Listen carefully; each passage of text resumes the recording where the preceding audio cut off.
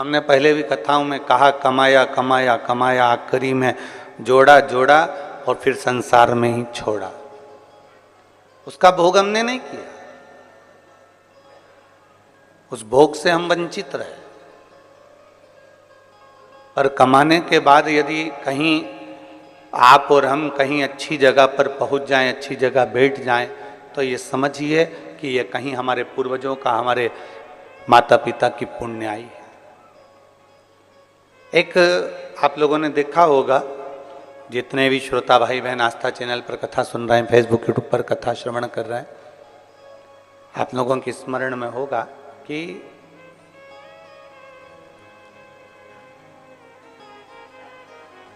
ऊंट वाले आते हैं, भेड़ वाले आते हैं, भेड़ चराने के लिए आए, ऊंट वाले ऊंट लेकर भेड़ लेकर आए और जंगल में भेड़ चराते हैं।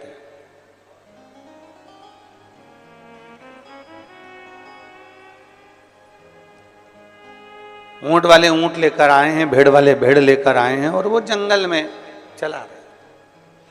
पर जो समझदार होता है, जो चतुर होता है, जो विद्वान होता है, इसकी विद्वत्ता क्या कहती है कि जिस कोई गरीब बड़ा है, कोई साधारण है और उसके पास में खेत के अंदर खाद डालने का पैसा नहीं है, उसके पास में खेत में दवाई डालने का पैसा नहीं है, खाद डालने का पैसा नहीं है, तो वो चतुर व्यक्ति क्या करता है कि वो ऊंट वाले से कहता है, भेड़ वाले से कहता है, भैया तुम एक काम करो, ये भेड़ों को हमारे खेत में ठहरा दो, इन भेड़ों को हमारे खेत में इनको बिठा दो। यदि आप इन भेड़ों को हमारे खेत में बिठा दोगे, इन भेड़ों को हमारे खेत में अगर विराजमान कर दोगे, बिठा दोगे, ये आवाज आ रही ना गुनगुन, ये बंद करो ना।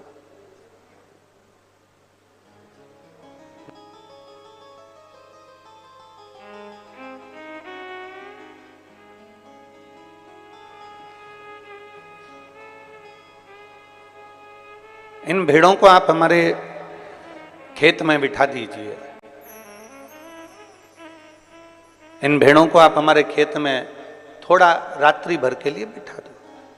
उसको मालूम है कि मेरे पास में गला पकड़ रहा है, उसको मालूम है कि ये मेरे पास में ना तो मेरे पास में खाद का पैसा है, ना मेरे पास में दवाई का पैसा है, ना मेरे पास में कुछ खेत में डालने का कोई पैसा मेरे पास में नहीं। मैं साधारण किसान हूं, मैं गरीब बड़ा किसान हूं, मेरे पास में ये सब चीजें नहीं है, मेरे पास में ये कुछ भी है ही नहीं। अब उसने ऊंट वाले से कहा कि भैया इसको तुम मेरे खेत में बिठा दो। क्या होगा उसको बिठाने से? अगर भेड़ खेत में बैठ जाएगी तो उसके होगा क्या?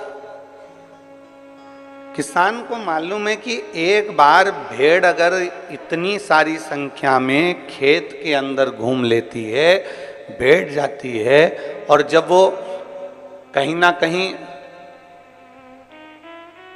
किसी ना किसी रूप में अपने मल का त्याग करती है, तो उसकी जो खाद होती है वो 1 वर्ष के लिए नहीं, कम से कम 5 वर्ष के लिए खेत में एक अच्छी फसल का कार्य कर देती है, एक अच्छी खाद का कार्य कर देती है और अच्छी एक दवाई का कार्य कर देती है।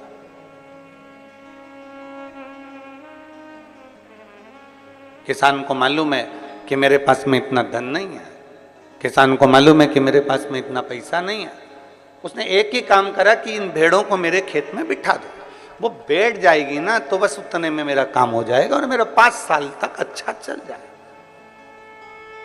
केवल बैठने से। और यही शिव महापुराण की कथा कह रही है कि आपको मालूम है कि हमारे पास में धन नहीं, दौलत नहीं, संपदा नहीं, वैभव नहीं, सत्ता नहीं, हमारे पास में कुछ भी नहीं है। मान लो हमारे पास कुछ है ही नहीं।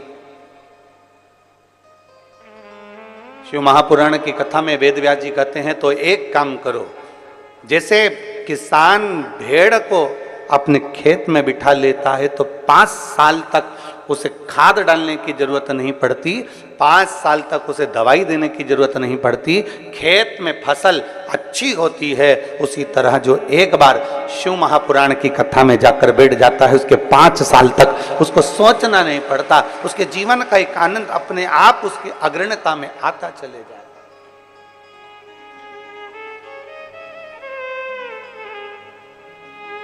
अपने आप वो आगे बढ़ता चले जाता, अपने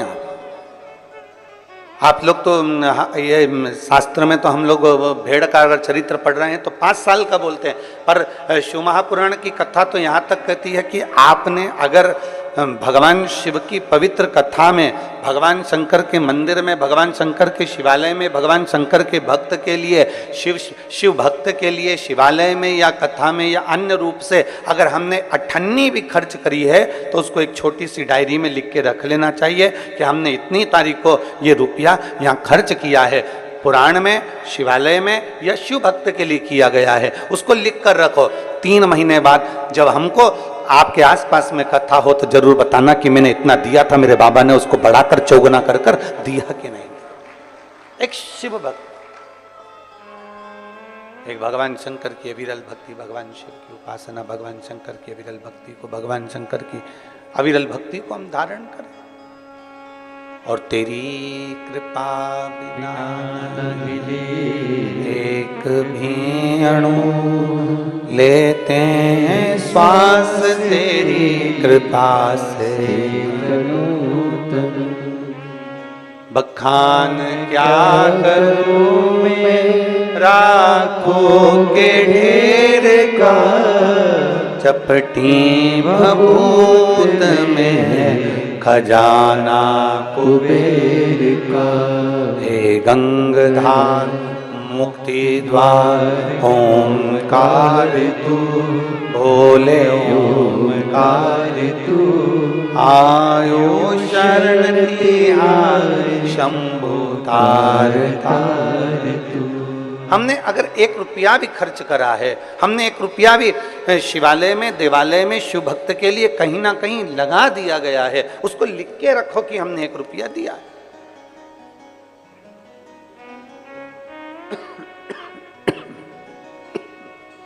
हमने 1 रुपया समर्पित किया। साधारण नहीं है शिव पुराण और साधारण नहीं है शिव भक्ति।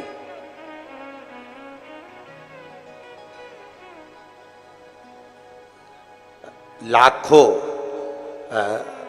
हम लाखों कह रहे हैं, जितने आस्था चैनल पर कथा सुन रहे होंगे, जितने फेसबुक यूट्यूब पर कथा सुन रहे होंगे, जितने ऑनलाइन कथा सुन रहे होंगे, और जितने इस पवित्र छत्तीसगढ़ की धरा में इस हॉल में बैठकर भगवान शिव की पवित्र कथा का रसपान ग्रहण कर रहे हैं, उनकी चित्तवृत्ति में ये बात होगी। हम लाखों कर रहे हैं, पर लाखों नहीं, करोड़ों शिव भक्त, करोड़ों बेटा बेटी, करोड़ों शंकर के भक्त, लाखों शिव भक्त श्रावण के महीने में 2 लोटा जल भगवान शंकर को समर्पित करते हैं। लाखों भक्त, करोड़ों भक्त 2 लोटा जल भगवान शिव को समर्पित करते हैं। अब उन शिव भक्तों से पूछा जाए कि तुमने पिछले वर्ष भी कावड़ भरी थी, तुमने पिछले वर्ष कावड़ भरी थी, उस कावड़ का फल क्या मिला? तुमने पिछले वर्ष 2 लोटा जल चढ़ाया, उस 2 लोटे जल का फल क्या मिला? कोई उनसे पूछे कि शिव पुराण का, शंकर की अविरल भक्ति का फल क्या है?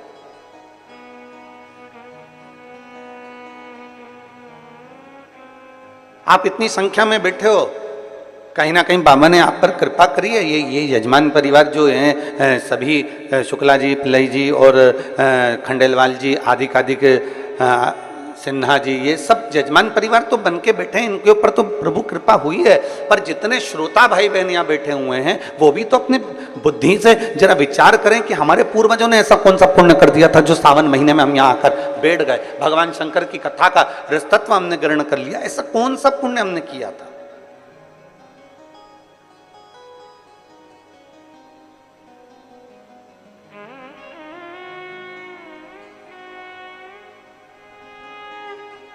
ऐसा पुण्य हमने कौन सा किया है? ऐसा सत्कर्म हमने कौन सा किया? ऐसा भजन हमने कौन सा किया? हमने कल कथा में कहा था कि जितने बैठे हो ना, अपने अपने घर जाके नजर उतरवा लेना। कि कहीं ना कहीं हमारे पुण्यता है, हमारे कहीं ना कहीं हमारी प्रबलता है।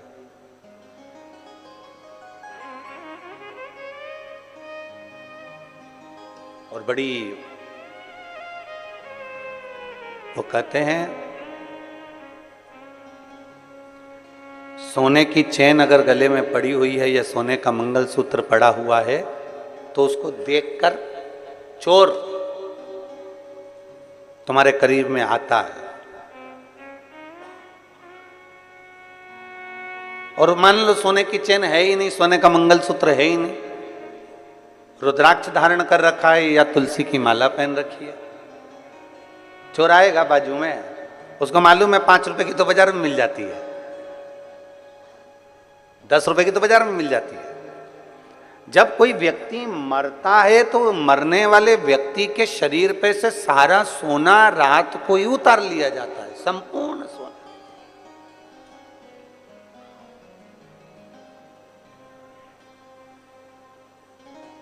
पर उसके गले में अगर रुद्राक्ष पड़ा हो तो, उसके गले में रुद्राक्ष की माला पड़ी हो तो निकालेंगे? अरे जम के तो बोलो जरा, नहीं निकालेंगे। तुलसी की माला पड़ी है तो कोई निकालेगा? नहीं। क्या कहेंगे? बहू से भी माँ रोते रोते रेन दे, वो माला उनके गले में रेन दे, वो तुलसी की है, वो रुद्राक्ष की है, पड़े रेन दे, वो तुलसी की माला है, वो रुद्राक्ष की माला, पड़े रेन। क्यों? क्योंकि उसको मालूम है कि ये तुलसी की माला, ये रुद्राक्ष की माला, ये पड़े रहने दे, ये किसी इसकी भले कीमत नहीं है। सोना निकाल लो, अंगूठी निकाल लो, चेन निकाल लो, दादी के कानों में अगर बुंदा लगा है तो बुंदा निकाल लो, मुर्की लगी है तो मुर्की निकाल लो, लौंग नथ पहनी है अच्छी बड़ी सारी तो नथ निकाल लो, ये सब कुछ निकाल लिया जाएगा। हाथ की अंगूठी हो, पाँव का हो, हाथ का तगड़ी हो, कमर कस हो, जो कुछ होगा सारा निकाल लिया जाएगा। और वहीं अगर तुलसी की माला है, वहीं अगर रुद्राक्ष की माला है और वो पड़ी हुई है तो कोई नहीं निकालेगा। और ये समझने वाला विषय है कि भले वो ना निकाली जाए, सब कुछ निकाल लिया जाए, और वो अगर तुलसी और रुद्राक्ष की माला हमारे गले में पड़ी हुई है तो ये तुलसी और रुद्राक्ष का मन का हमें ना जाने कितने कितने नरकों से बाहर निकालते हुए परमात्मा की शरणागति प्रदान करा दे। कितने नरकों से निकालता हूं।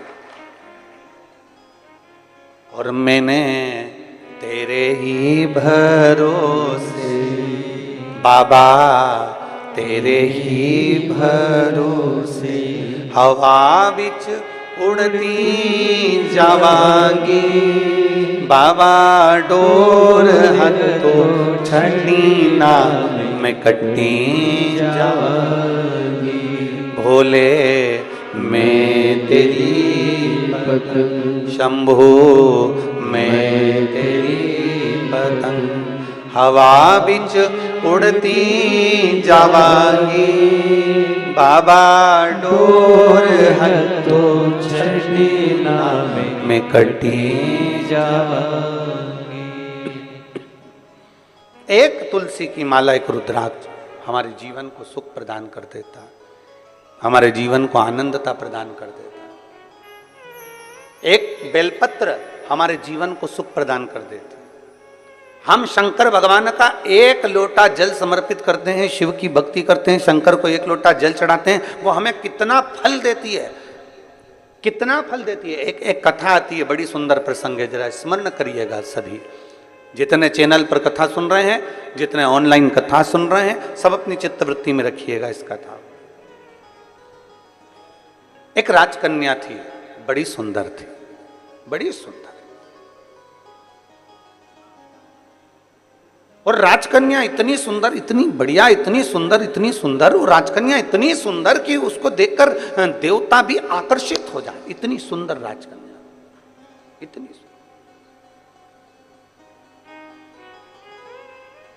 अब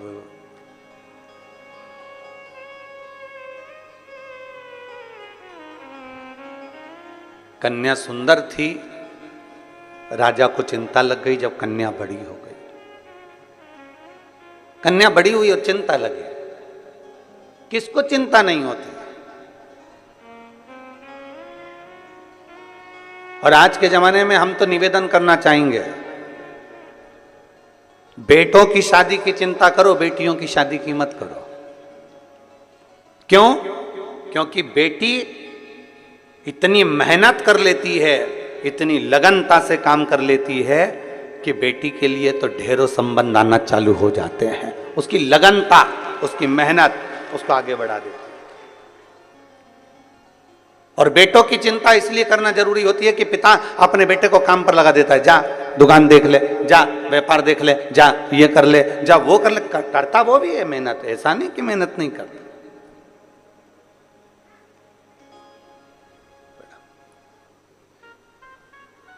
करता वो भी मेहनत है, बिठाओ भी। ऐसा नहीं कि वो मेहनत नहीं करता है, उसके पास में मेहनत करने का कुछ क्रम नहीं होता, वो मेहनत करता है, करता। पर चिंता हमें बेटी की नहीं, चिंता हमें बेटे की रहे। बेटी अगर लगनता से मेहनत कर रही है, अपने पिता के कार्य के प्रति जागरूक है, अपने पिता के वचन के प्रति जागरूक है और अपने पिता के बोले हुए शब्द के प्रति जागरूक है, तो फिर बेटी की चिंता नहीं रहती, फिर बेटी की चिंता नहीं। शिव पुराण कह रही है, भगवान शंकर का संवाद कर रहा है, भगवान उगड़दानी का संवाद कर रहा है, भगवान शंकर की पावन कथा कर रही है। राजकन्या इतनी सुंदर थी, इतनी सुंदर राजकन्या कि उसको देखकर देवता भी आकर्षित हो जाए, इतनी सुंदरता उस राजकन्या में, इतनी सुंदर। और फिर निवेदन आप सबसे, क्रीम की चमक, क्रीम की चमक कुछ दिन की रहती है, और यदि अच्छे कर्म करे हैं तो वो चमक तुम्हारे मरते दम तक रहती है, वो अंतिम समय तक है। बोल बम का नारा है, इतना धीमे बोलोगे तो कल्याण तुम्हारा है। बोल बम का नारा है, सारी समस्या का हल। क्रीम की चमक थोड़े दिन की है, पर अच्छे कर्म की चमक तुम्हारी जिंदगी भर की है, जीवन भर की।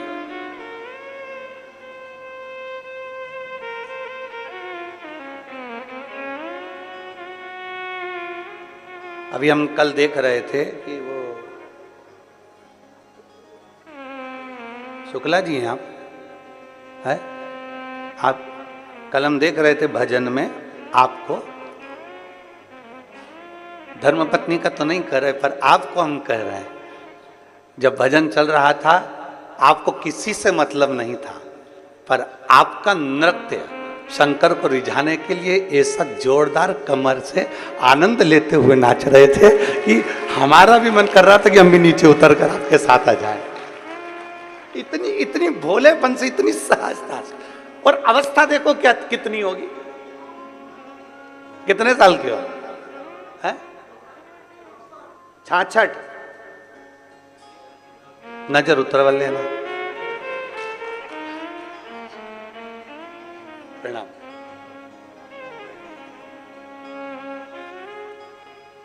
आ जाइए, महाराज जी को लिया 2 मिनट, माला पहना दो। एक सहजता का भाव, एक सरलता का भाव, एक नम्रता का भाव, एक विनम्रता का भाव।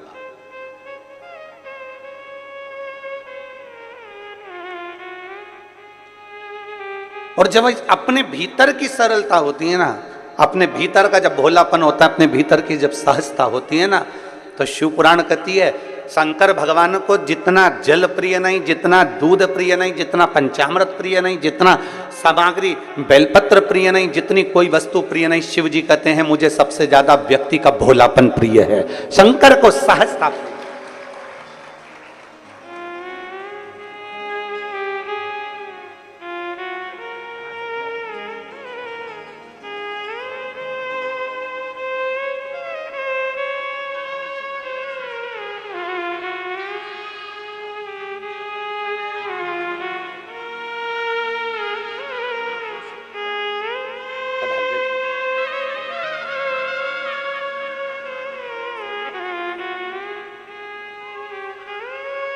शिव तत्व की प्राप्ति, भोलापन जितना होगा आपके भीतर, वो सहजता का भाव शिव के करीब लेकर जाए। जितने भोले होगे आप उतने शंकर के पास हो। पर निवेदन एक ही है, भोले भोले के लिए बनो।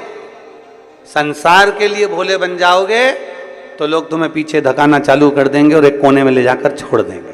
फिर निवेदन करूंगा, फिर निवेदन, भोले भोले के लिए बनो। और भोले बनना है तो भोले व्यक्ति के लिए बनो, जो सहज हो उसके लिए हम सहज हैं, जो सरल है उसके लिए हम सरल, जो आनंदमय है उसके लिए हम आनंदमय हैं।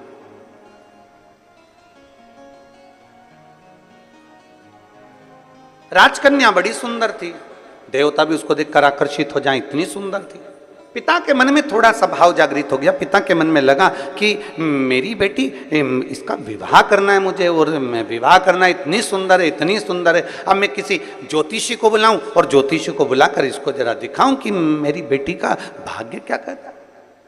और अगर मैं हर कोई ज्योतिषी को बुलाऊं तो वो श्रेष्ठता नहीं है। इसलिए उस पिता ने अपने राज पुरोहित को बुलाया, अपने राज्य के पुरोहित को बुलाया, अपने कुल गुरु को बुलवाया और राज पुरोहित को बुलाकर कहा कि राज पुरोहित जी, मेरी बेटी का मुझे विवाह करना है, आकर उसका भाग्य देख लीजिए और उसका भाग्य बता दीजिए।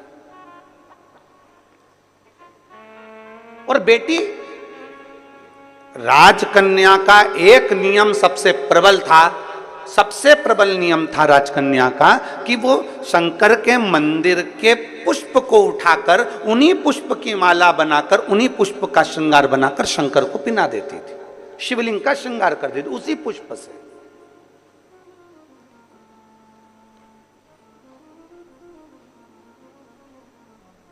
जैसे आजकल तो खैर मंदिर में बेलपत्र मिलना बड़ा कठिन हो गया। आपके राजनांदगांव के मंदिर में मिलता है क्या बेलपत्र? मंदिर में चढ़ा हुआ मिल जाता है क्या? आजकल तो बहुत कठिन हो गया, लोग चढ़ाते हैं और उठा के ले जाते हैं, बहुत मुश्किल हो गया। यदि भूलवश भी अगर कोई व्यक्ति मंदिर में बेलपत्र चढ़ा हुआ है और बेलपत्र उसने एकत्रित कर लिया मंदिर के अंदर ही, और मंदिर में बेलपत्र एकत्रित कर कर धागा लिया और उस कच्चे धागे में, उस कच्चे धागे के अंदर अगर उस बेलपत्र की डंडी को पीछे से उसने एक एक साधारण सी गांठ लगाकर उस बेलपत्र की माला को सिद्ध कर लिया, हल्की सी कच्चे सूत की गांठ लगाते लगाते मंदिर की चढ़ी हुई बेलपत्र को, शंकर पर चढ़ी हुई बेलपत्र को, शंकर की चढ़ी हुई बेलपत्र को ही उसने गांठ लगाकर जब माला सिद्ध कर ली और सिद्ध कर कर अगर वही माला भगवान शंकर को अर्पित कर देती है तो कहते हैं कि हमारा फिर पुनर्जन्म होता ही नहीं है, इस संसार सागर से हमारी मुक्ति हो ही जाती है, पुनर्जन्म से हम छूट जाते। जैसे जगत गुरु शंकराचार्य जी कहते हैं पुनरपि जननम पुनरपि मरणम, उस प्रपंच से छुटकारा।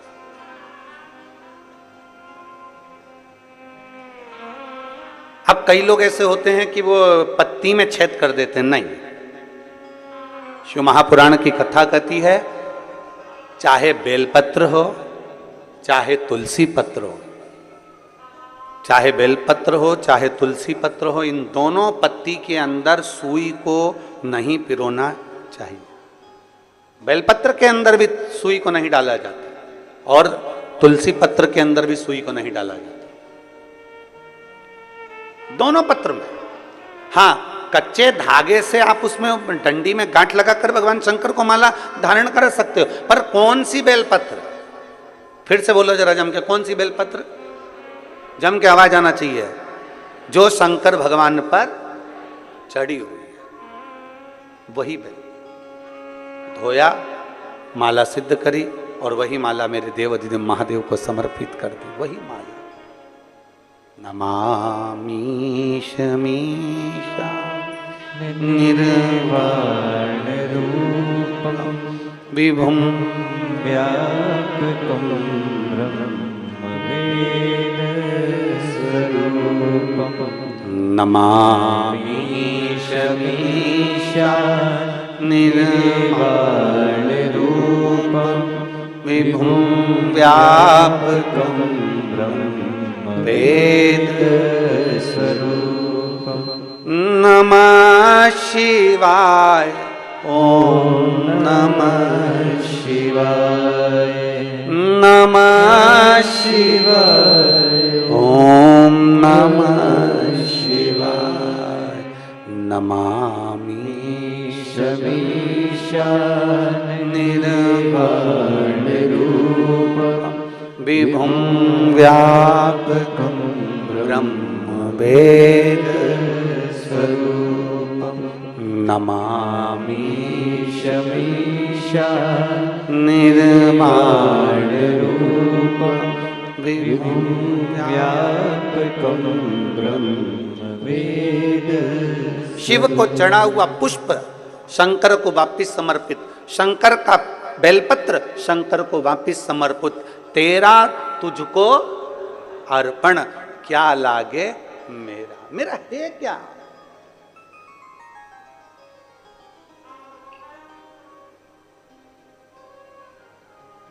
अब एक व्यक्ति पत्र लिखा भिलाई में, उसने एक पत्र में बात लिखी कि गुरुजी आप कहते हो शंकर का चढ़ा फूल चढ़ा दो शंकर जी को, शंकर की चढ़ी बेलपत्र चढ़ा दो शंकर जी को, तो ये तो झूठा हो जाता है, ये तो बेकार हो जाता है।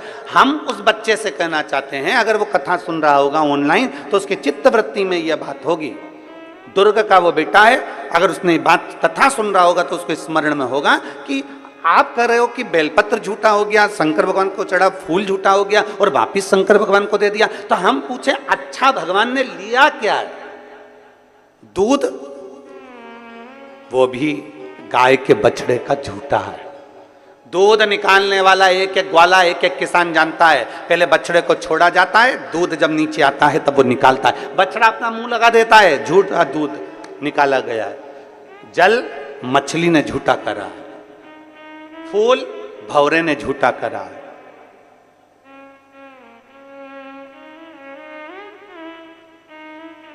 और जब मेरा भोलेनाथ झूठा जल स्वीकार कर सकता है, झूठा फूल स्वीकार कर सकता है, झूठा दूध स्वीकार कर सकता है, तो अपन कौन से सत्यवान है? अपन भी तो झूठे हैं। तो जरा विचार करो कि वो झूठा पुष्प, झूठा दूध, झूठा जल स्वीकार कर सकता है, तो मेरा शंकर अपन जैसे झूठे को भी स्वीकार कर सकता है। वो सरल है, सहज है, आनंद है।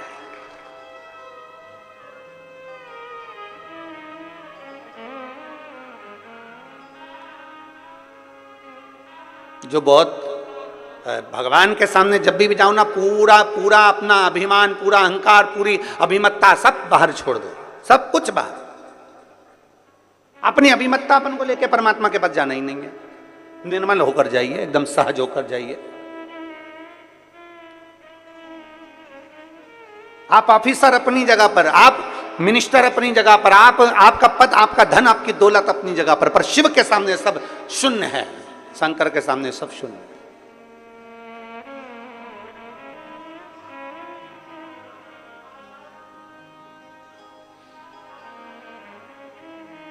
विचार करिएगा।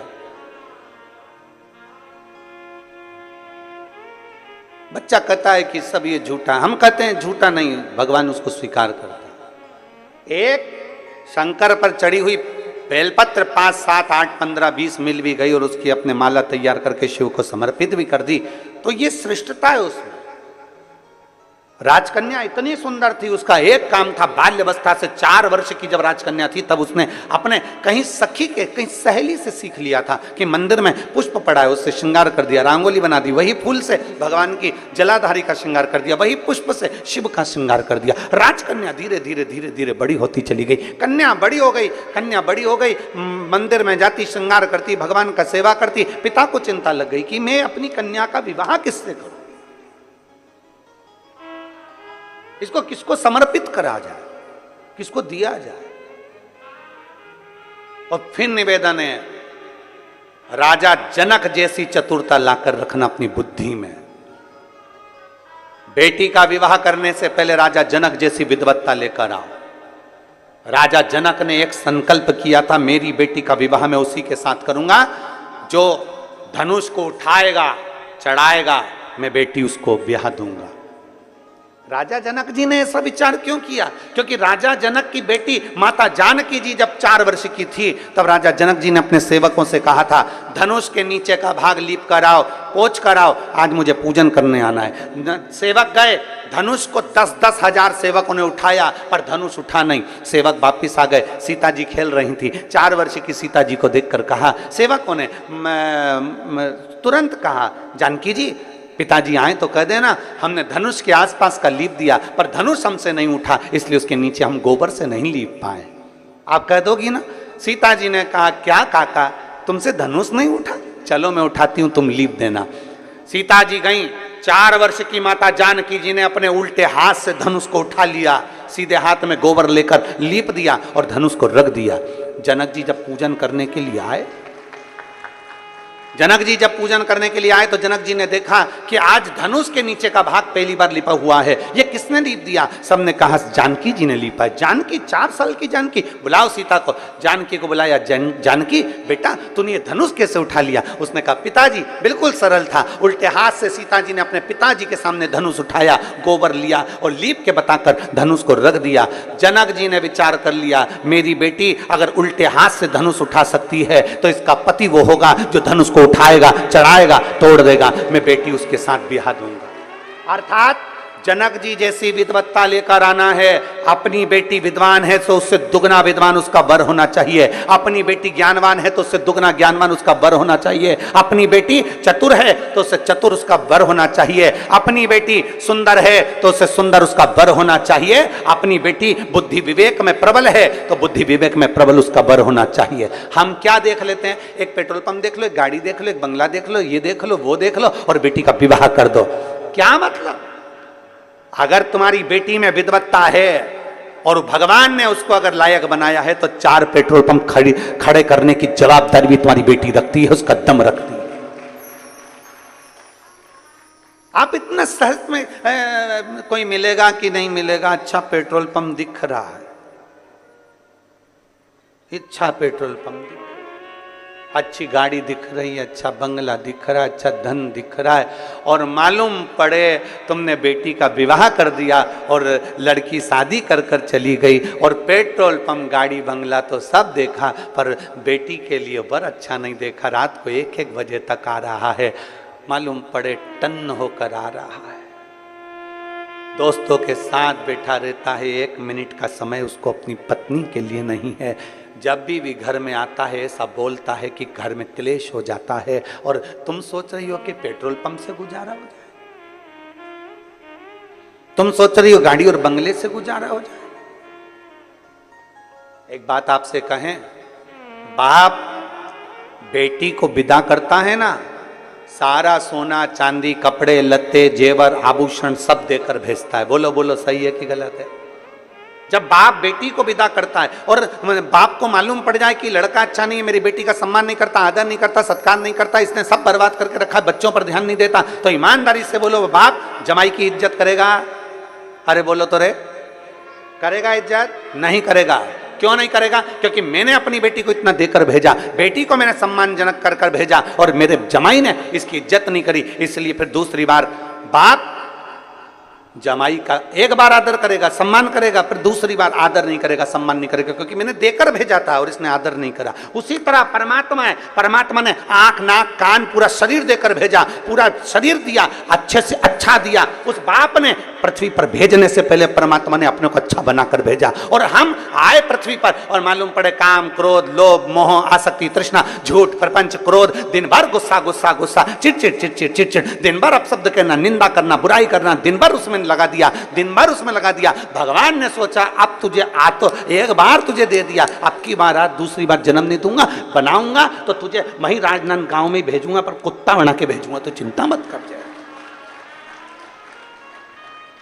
स्वान बनाकर भेज दूंगा पर इंसान बना के नहीं भेजूंगा, क्योंकि तूने कीमत नहीं समझी। ये शरीर तुझे दिया था, 5 कर्मेंद्रिय, 5 ज्ञानेंद्रिय और एक मन रूपी शरीर देकर भेजा था, पर तूने इसको संभाला नहीं, उसको जाना नहीं। इतनी अच्छी बेटी दी थी पर तूने उसकी इज्जत नहीं करी, इतनी अच्छी बेटी दी थी, इसकी इज्जत नहीं करी, इसको सोना पहनाकर भेजा, आंख, नाक, कान सब बनाकर भेजा। करोड़पति बेटी दी, 1-1 किडनी 5-5 लाख की दी, करोड़पति बनाकर भेजा, लाखों का सामान देकर भेजा, पर तूने इसकी इज्जत नहीं करी, तो अगली बार तुझे ये दूंगा नहीं, बनाऊंगा पर तुझे डेज डेज डेज बनाऊंगा पर तुझे नहीं। कितनी मेहनत से। बेटी की शादी करने से पहले जनक जी की कथा का स्मरण करिएगा, बेटी का विवाह करने से पहले जनक जी की कथा का स्मरण करिएगा कि बेटी समझदार है तो उससे दुगना समझदार उसका बर होना चाहिए। गाड़ी बंगला पेट्रोल पंप जमीन जायदाद नहीं देखना, सबसे पहले देखो कि जिस लड़के के साथ बेटी ब्याह रहे हैं वो लड़का आपकी बेटी की इज्जत करेगा कि नहीं करेगा, आपकी बेटी का सम्मान करेगा कि नहीं करेगा। मालूम पड़े धन तो बहुत है पर क्या करे, क्या पेट्रोल पंप की पेट्रोल को खाएगी, ये गाड़ी बंगले को मुख में लेगी? नहीं। अपने पति के दो शब्द प्रेम के मिल जाएं, आदर के शब्द मिल जाएं, बस बहुत है। जब दुख की घड़ी आए, जब कहीं बेटी को घर में ताने मिल रहे हों और जगह पर उसका पति एक बार साथ में खड़ा हो जाए तो बेटी की भी छाती को लगता है कि मेरे साथ कोई है खड़ा होने वाला, कोई है मेरा साथ देने वाला। मालूम पड़े वो तो दोस्त के साथ बैठा है, क्या करे। राजकन्या की शादी करना बड़ी सुंदर है पर शंकर जी से वो तो स्नेह कर कर बैठी है, शिव जी की पूजन करती है, शंकर भगवान का भजन करती है, शंकर जी की प्रीति रखती है, शिव जी का श्रृंगार करती है, शंकर भगवान का अनुमोदन करती है। अब शंकर भगवान का अनुमोदन कर रही है, शंकर भगवान की प्रीति कर रही है, शिव जी से आराधना कर कर बैठी हुई। तो अब जरा विचार करिएगा। राजपुरोहित को बुलाया गया और राजपुरोहित को बुलाकर कहा गया, राजपुरोहित जी आइए और मेरी बेटी का भाग्य देखकर बताओ कि इसकी किस्मत क्या कहती है। किस्मत क्या कहती है? राजपुरोहित अपने एक नगर में, गांव में कहीं गुरुकुल चला रहे थे। राजपुरोहित बच्चों को पढ़ा रहे थे, बच्चों को पढ़ा रहे, गुरुकुल चला रहे हैं। उनके घर में बहुत सारे विद्यालय में बच्चे पढ़ रहे हैं और राजपुरोहित ने आज बच्चों में से कह दिया कि सुनो, मैं अपने राजा के यहाँ जा रहा हूँ क्योंकि राजा ने मुझे बुलाया उसकी बेटी के स्वयंवर के लिए, उसकी बेटी की शादी के लिए मुझे जाना होगा। राजपुरोहित आज अपना राज्य का सारा स्कूल का जो भी कार्य था वो बंद कर कर विद्यालय का, गुरुकुल का, आश्रम से सीधे राजा के भवन में पहुंच। राजा के भवन बेटी लगी थी शंकर की आराधना में। नमामि निर्वाण रूपम विभुं व्यापकं ब्रह्मवेदस्वरूपम्। नमः शिवाय, ओम नमः शिवाय, नमः शिवाय, ओम नमः शिवाय। नमामि शमीशान निर्वाण रूपं विभुं व्यापकं ब्रह्मवेदस्वरूपं। नमः शिवाय, ओम नमः शिवाय, नमः शिवाय, ओम नमः शिवाय। लगी बेटी भगवान शंकर की आराधना, श्रृंगार बना रही है, शिव के मंदिर को सजा रही है, शंकर के शिवलिंग को सजा रही है, भगवान शंकर का श्रृंगार कर रही है, शिव का श्रृंगार।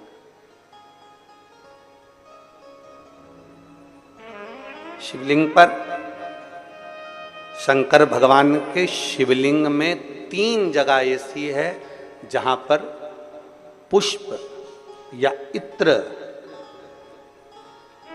या बेलपत्र या सुगंधित पदार्थ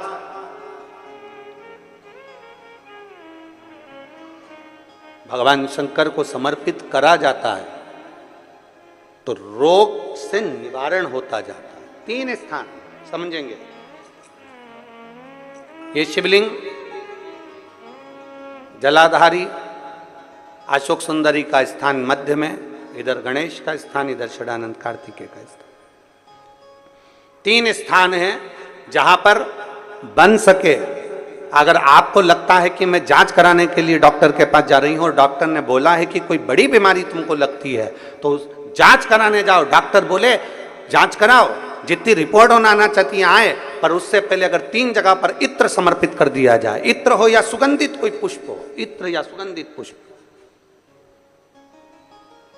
3 स्थान पर अगर इत्र समर्पित किया जाए तो वो स्थान और इत्र समर्पित कर कर आप जाओ, फिर जांच कराओ, मना नहीं। पर वो 3 स्थान बताएगा। पहला स्थान अशोक सुंदरी और भगवान शंकर का जो शिवलिंग रखा है उसके बीच में जो अशोक सुंदरी और शंकर भगवान के शिवलिंग के बीच में एक जगह खाली पड़ी रहती है। अशोक सुंदरी का स्थान पूर्ण होगा, शिवलिंग होगा, उसके बीच में एक स्थान खाली होता है। उस स्थान पर अगर जिस समय पर भगवान शंकर के जिस अशोक सुंदरी और शिवलिंग के बीच में जो स्थान है वहां पर अगर इत्र लगाया जाए, दूसरे नंबर पर शिवलिंग के ऊपर से लेकर नीचे के मध्य भाग में, जहां मध्य भाग है ये शिवलिंग, ये नीचे का भाग, और मध्य भाग में अगर इत्र लगाया जाए, और तीसरा भगवान शंकर का जो जल नीचे की ओर गिरता है, जहां जो पट्टी रहती है पानी नीचे आने की, उस पट्टी पर अगर इत्र लगाया जाए, ये 3 स्थान इत्र लगाने के होते हैं। अगर वहां लगाया जाए तो कैसा भी रोग हो आपकी जांच अच्छी ही आएगी, बेकार नहीं आ सकती। आप कितने ही करा लें उसको। एक शंकर भगवान के शिवलिंग का 3 जगह पर इत्र या 3 जगह पर सुगंधित पुष्प लगाया जाए।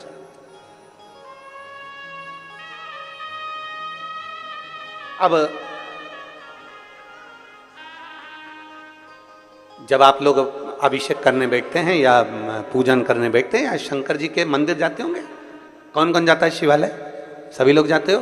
बोलो हर हर महादेव। शिवालय जाते हो तो शिवालय में जाकर जब आप इत्र चढ़ाते हो भगवान पर, यहाँ इत्र लगाया आपने, फिर यहाँ पर भी लगा देते हो, यहाँ पर भी लगा देते हो, यहाँ पर भी लगा देते हो, सब दूर इत्र लगा देते हो।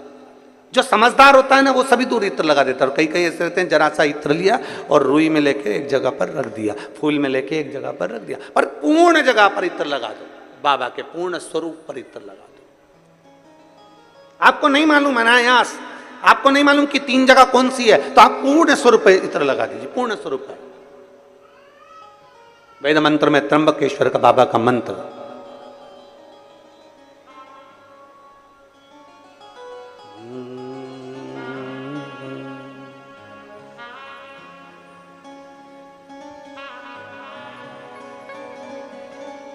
महामृत्युंजय मंत्र, वेद मंत्र का बड़ा सुंदर मंत्र, जिसका हम उच्चारण पूर्ण रूप से नहीं करते हैं व्यासपीठ से, उसको हम मंत्र को मन में गुनगुनाते हैं। एक बार आप भी बाबा के मंत्र को मन में गुनगुनाइए।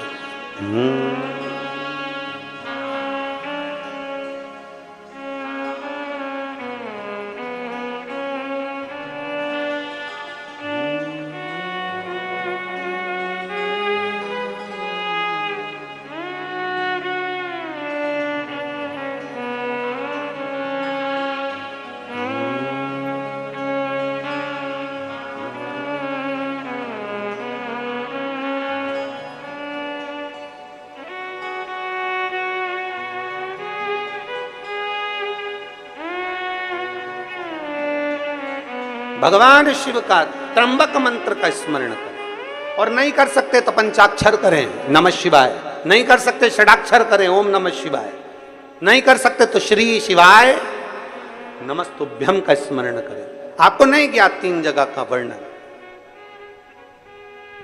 यहां तक शिव कथा कहती है। ये जो कई लोग कहते हैं हमारे कोई बच्चा जन्म से जो होता है ना, और कई बच्चे से जन्म से होते हैं जिनकी बुद्धि विकास नहीं कर पाती है। डॉक्टर कहते हैं ये बच्चा अन्य बच्चे से 2 साल 4 साल 3 साल 6 महीना पीछे चलेगा। अब माँ सोचती है मेरा बेटा 2 साल 4 साल 6 साल पीछे अन्य बच्चों से। हाँ, तब उस जगह पर शंकर भगवान के शिवलिंग, अशोक सुंदरी की जगह और मध्य का जो खाली स्थान है, मध्य का जो स्थान बचा हुआ है, वो स्थान कई बार लोग कहते हैं गुरुजी ये पार्वती जी है, ये शिवलिंग है, ऊपर जो जलाधारी में से जल बह रहा है, शंकर जी की 5 लड़कियां हैं, जया, विषहरा, शामली बारी, दौतली देव, ये अशोक सुंदरी, ये गणेश कार्तिकेय का स्थान। जो बीच में अशोक सुंदरी और शिवलिंग के बीच में जगह है, वो स्थान किसका है? शिव पुराण में इसका लिंग पुराण के अंतर वर्णन आता है कि वो स्थान भगवान शंकर की जो जितनी सती, उमा, कात्यायनी, कुष्मांडा, स्कंदा, जितनी महागौरी, जितनी माताएं पूर्व में रही हैं, इन माताओं का स्थान शंकर ने यहाँ रखा है। और वो स्थान ऐसी जगह है, अगर कोई बच्चा कितना भी पीछे है, डॉक्टर कह दिया इसको कि ये अन्य बच्चों से 2 साल पीछे, अन्य बच्चों से 4 साल, इसका विवेक काम नहीं कर रहा। एक छोटी सी बेलपत्र, एक छोटी सी बेलपत्र, छोटी सी बेलपत्र लीजिए, छोटी सी, और उस छोटी सी बेलपत्र को, छोटी सी बेलपत्र को उस स्थान पर अशोक सुंदरी की ओर डंडी कर उस स्थान पर छोटी सी बेलपत्र को रखिए और 3 बार उसी स्थान पर जल समर्पित कर वही बेलपत्र बेटे को लाकर बच्चे को, वो खाए ना तो पीस कर कैसे भी उस बच्चे को धीरे धीरे देना चालू करिए। आप खुद अंतर देखेंगे कि 3 महीने 4 महीने में उसका विभाग, उसके विवेक में, उसकी बुद्धि में अंतर आया कि नहीं। वो स्थान की मूलता, वो स्थान की मूलता। और शंभु शरणे पड़ी मांगू घड़ी रे, दुख काटो दया करी ने दर्शन आपो। शंभु शरणे पड़ी मांगू घड़ी रे, दुख काटो दया करी दर्शन आपो। वो राजकुमारी का नियम भगवान शंकर की आराधना, भगवान शिव की भक्ति करना, भगवान शंकर की आराधना करना, भगवान शिव की भक्ति करना। राजपुरोहित आ गए, राजपुरोहित आए, राजभवन में प्रवेश किया। राजपुरोहित ने राजभवन में प्रवेश किया तो राजा ने उनका आदर करा, सम्मान करा, सत्कार करा, क्योंकि राजपुरोहित है, प्रणाम करना जरूरी है। कोई विद्वत जन आए, कोई संत साधु आए, कोई गुरुजन आए, कोई महात्मा आए, कोई संत आए, ये आपके और हमारे भी मन में होना चाहिए कि हम उसको नमन करें, प्रणाम करें, उसका सत्कार करें, प्रणाम। और केवल इनसे ही मतलब नहीं, घर का बुजुर्ग भी आए, घर का बड़ा भी आए, माता पिता भी आए, कोई बुजुर्ग आ गया तो उसका भी आदर, उसका आदर और सत्कार।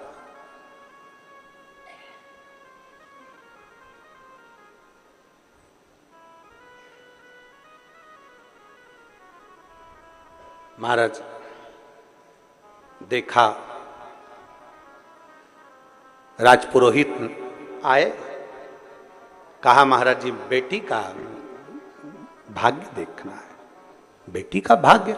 हाँ, ये बेटी का भाग्य देखकर बताओ, ये उसकी जन्म लग्न है, ये उसकी पात्रिका है, और आप उसका भाग्य देखिए, उसका भाग्य देखिए कैसा है। राजपुरोहित ने विचार करा कि मैं भाग्य देख रहा हूं, पत्रिका देख रहा हूं, बेटी का भाग्य देख रहा हूं, पर भाग्य बड़ा प्रबल है इसका, बहुत प्रबल, बहुत प्रबल है।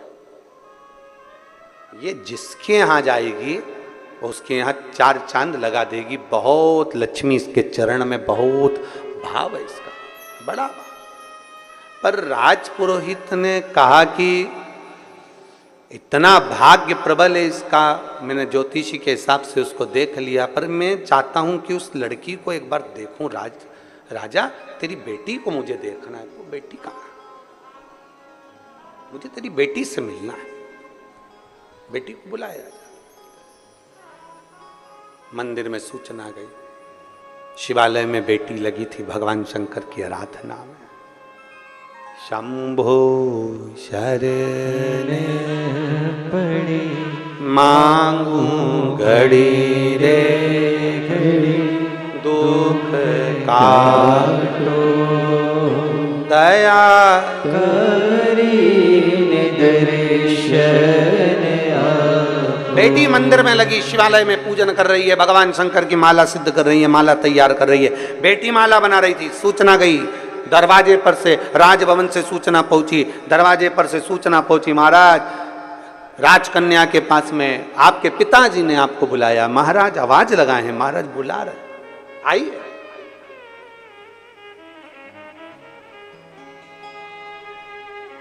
बेटी ने आवाज लगाकर कहा, पिताजी से कह दो जब तक माला सिद्ध नहीं हो जाती तब तक मैं नहीं आती। जब तक माला सिद्ध नहीं होती तब तक मैं नहीं आती। माला सिद्ध हो दो फिर मैं आऊंगी।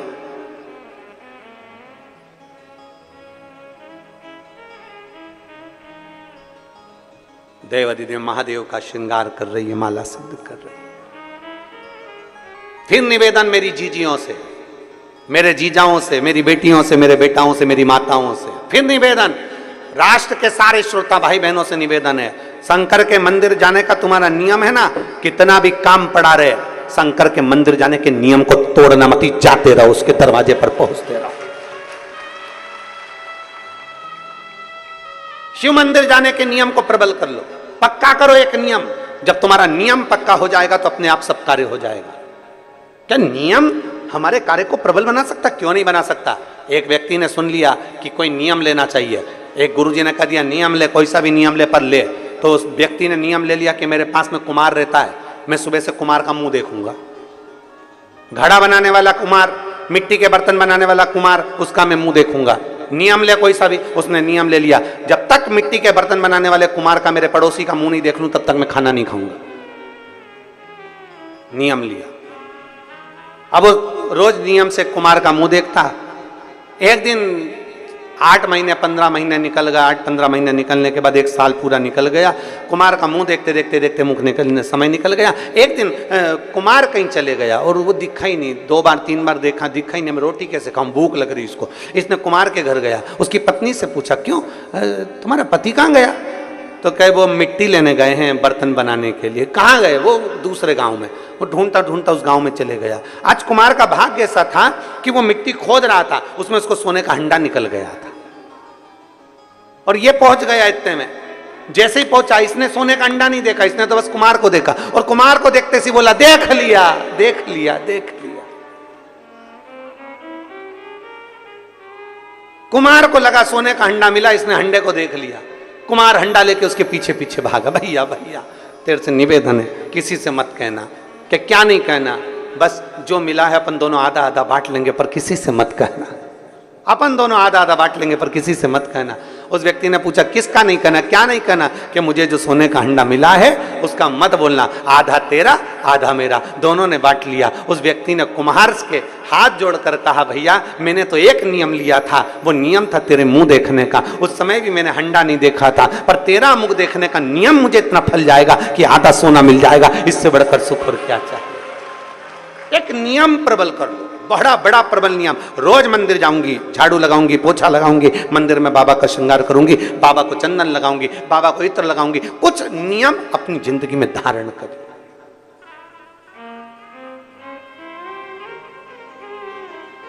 हम तो यहां तक कहते हैं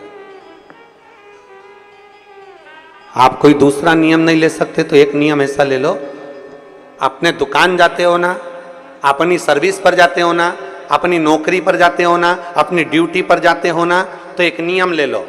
अभी कोई से भी रास्ते से जाते थे, पर एक नियम बना लो, शंकर जी का मंदिर जिस रोड पर पड़ता है, घर से निकलकर सबसे पहले उसी मंदिर के सामने से निकल कर जाऊंगा। आप मत जाओ मंदिर के अंदर। कौन बोल रहा है? कौन बोल रहा है मंदिर के अंदर जाओ? मंदिर के बाहर से चले जाओ। प्रणाम भी नहीं करना, मत करो। तुम तो अपनी गाड़ी चढ़ाओ, भुर भुर भुर भुर से निकल जाओ। कौन कह रहा है? पर नियम तो बनाओ कि मैं आज से नियम लेता हूं, मैं अपनी ड्यूटी पर जाऊंगा, अपनी नौकरी पर जाऊंगा, अपनी दुकान पर जाऊंगा। शंकर जी के मंदिर अभी तक दूसरे रास्ते से जाता था, मेरे नजदीक में जो शंकर का मंदिर उसके सामने से जाऊंगा। मत प्रणाम करो, मत देखो शिखर को, मत प्रणाम करो, मत जल चढ़ाओ, उसके सामने से तो निकल जाओ। उसके सामने से तो निकलो। आइसक्रीम वाला देखा है? आते हैं राजनांदगांव में आइसक्रीम बेचने वाले, वो बजाते हैं और डमरू उसके पास रहता है, लंबा डंडा वाला, बजाते हैं। कोई जरूरी है? उसका काम है डमरू बजाना और चिल्लाता आइसक्रीम आइसक्रीम। और अंदर जो बच्चे होते हैं ना, दादी दादी दादी, एक धर के, सर्दी हो रही ना, चुप, खांसी हो रही ना, नहीं अभी मौसम अच्छा नहीं है, तू नहीं खाएगा, नहीं पिएगा।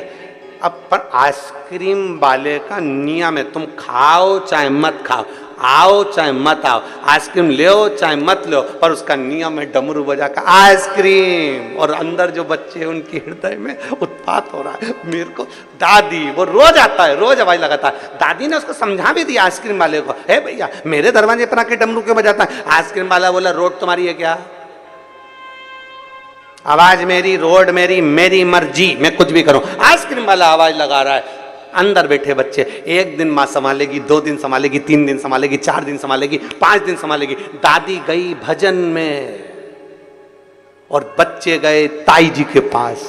बड़ी मम्मी ताई जी क्या हुआ? आइसक्रीम वाला आया है, mummy please please, mummy please, सर्दी हो रही ना। दादी ने मना करता, नहीं तू प्लीज प्लीज, और पकड़ कर और आइसक्रीम फिर बड़ी माँ ने दिलाई दी, चाची ने दिलाई दी, उसको खाने को मिल गई। 1 महीना, 15 दिन, 20 दिन तुम रोकते रहे, पर एक दिन तो मौका लग गया और बच्चा बाहर आया और आइसक्रीम खाई लिया। उसी तरह तुम भी जाते रहो, जाते रहो, जाते रहो, मत देखो, मत देखो, मत दर्शन करो, तुम तो जाओ जाओ जाओ। एक दिन तो मेरा भोलेनाथ भी सोचेगा ऐसा कहाँ का आया है रे, मेरी साइड ही नहीं देखता, अब तुझे दिखा के रहूंगा, तो रुक। और एक दिन मेरा भोलेनाथ मंदिर से बाहर निकलकर जोर इशारा कर कर बुलाएगा, तेरा कल्याण। नियम तो बनाओ, तुम नियम ही नहीं बनाओ और सोचो भगवान मिल जाए। नियम बनाना पड़ेगा, उसके दरवाजे के सामने से निकलना।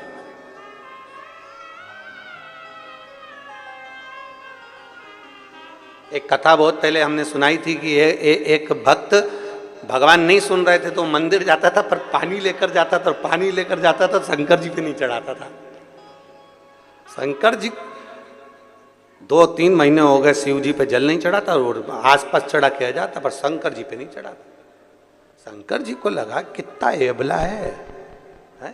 बताओ कितना एबला है।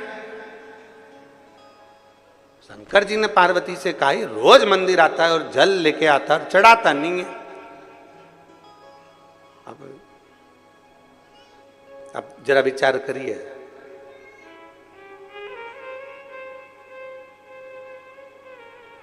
तुम चाहते हो वो जल चढ़ाए, जब लेकर आया है तो चढ़ा, पर नहीं चढ़ा, वो भी अबला था, नहीं चढ़ा रहा। पार्वती जी से कहा, पार्वती ये मेरे मंदिर में आता है, शिवालय में आता है और जल नहीं चढ़ाता। तो पार्वती जी बोली, क्या हुआ नहीं चढ़ाता? तो इतने सारे भी तो चढ़ाते, मत चढ़ा। तो नहीं चढ़ाए तो कौन सी दिक्कत वाली बात है, नहीं चढ़ाना।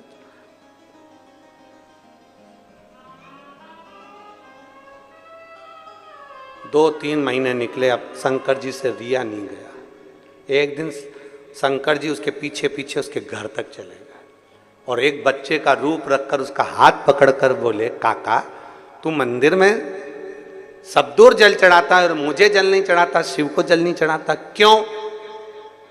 काका ने कहा, शंकर हमारी नहीं सुनता इसलिए नहीं चढ़ाते। उसी समय शिव जी प्रकट होकर बोले, कल से सुनूंगा, पर तू अभी चल के जल चढ़ा, अभी चल जल चढ़ा। भोला है मेरा शिव, अड़भंगा है मेरा शिव। और शीश गंगा की धार, गले सर्पों का महादेव, बोले कैसे करूं तेरी सेवा, तेरी सेवा में जल ले आई, उसे मछली भी झूठा कराई। जल कैसे चढ़ाऊं भोले, कैसे रिझाऊं महादेवा, भोले कैसे करूं तेरी सेवा। शीश गंगा की धार, गले सर्पों का हार, महादेवा, भोले कैसे करूं तेरी सेवा। कैसे करें हम सेवा, कैसे करी जाए? हम कैसे प्रार्थना करें, कैसे निवेदन करें? एक नियम अपने भीतर बनाइए, उस नियम को अपने भीतर बनाओगे तो शिव प्रसन्न हो। एक बेलपत्र का, एक लोटे जल का, पूरा विश्व एक लोटे जल का नियम बनाया है। पिछले वर्ष कई करोड़ लोगों ने शिव भगवान शंकर का पार्थिव पूजन किया था, और इस साल उससे बढ़कर लोगों ने पार्थिव पूजन किया। मतलब ये अंदाजा है कि लोग एक लोटा जल शिव जी के मंदिर में चढ़ाते हैं तो उनका नियम पक्का होते चले जा रहा है। जब हम कोई नियम बना लेते हैं तो मेरे महादेव को तुम्हारा भंडार भरने के लिए आना ही पड़ता है। नियम बना है ना, एक पत्र आया है,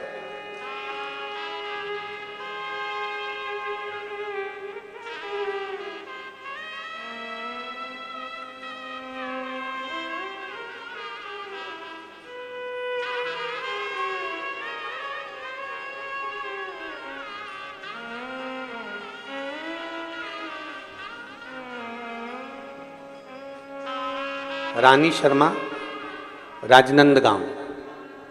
कहीं बैठी हैं रानी शर्मा? तो हाथ हिलाइएगा। आप ही हैं? हाथ हिला दो एक बार ऐसा। श्री शिवाय नमस्तुभ्यम। आइए एक बेलपत्र लेकर चलिए। मैं रानी शर्मा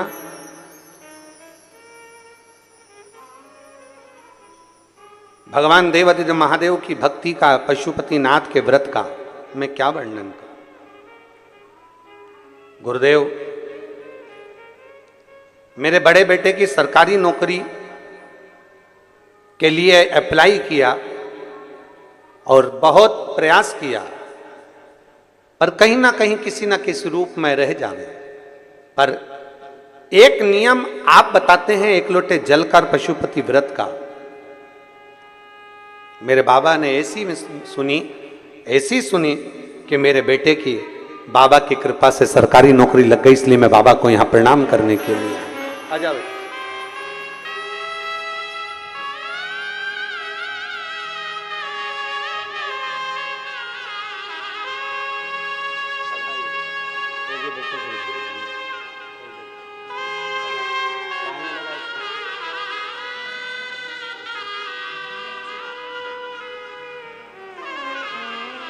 बेटा बाबा की कृपा से शिक्षक बन गया, उसके लिए जोरदार ताली बजाएं।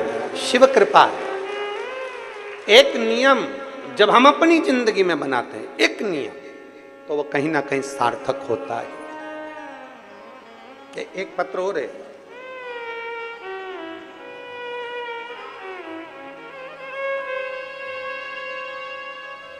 मेरा नाम तुलसी नेभानी है, मैं रायपुर से आई हूं। तुलसी जी कहीं बैठी हैं? आप ही? श्री शिवाय नमस्तुभ्यम। एक बार हाथ हिला दो ऐसा। आ जाओ, एक बेलपत्र ले जाना। आ जाओ। मैं तुलसी नेभानी रायपुर से आई हूं। मैं बाबा का क्या गुणगान करूं गुरुदेव, मेरे पास शब्द नहीं है। हम नहीं जानते थे कि एक लोटा जल भी क्या शिव सब कुछ दे सकता है? क्या एक लोटे जल से मेरा देवादिदेव महादेव भंडार भर सकता है? गुरुदेव,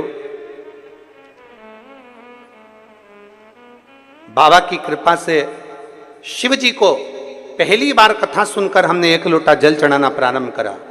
केवल एक ही नियम लिया हमने, हमारे पास कोई दूसरा नियम नहीं है। शंकर के मंदिर जाना, जल चढ़ाना और टीवी के सामने बैठकर आपकी शिव महापुराण की कथा को सुनना। ऐसी कोई कथा नहीं जो आपकी नहीं सुनी हो। टीवी के सामने आसन लगा के बैठती हूँ और कथा सुनती हूँ।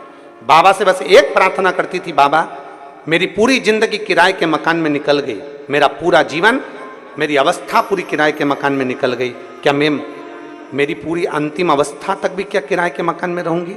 मेरे भोलेनाथ ऐसी कृपा कर दे कि मेरा खुद का मकान बन जाए। बाबा से बस यही प्रार्थना करती थी और बाबा ने ऐसी करुणा कर दी गुरुदेव कि ऐसा काम धंधा चलाया कि बाबा की कृपा से आज मेरा 2 मंजिल का मकान मेरे बाबा ने मुझे बना कर दिया। मैं बाबा को धन्यवाद देती हूँ। आज शिव तत्व की प्राप्ति, एक नियम हमारे भीतर हम बनाएं। जिस नियम को हम बनाएंगे वो नियम हमारा पूर्ण होता ही है। जिस नियम को हम बनाएं,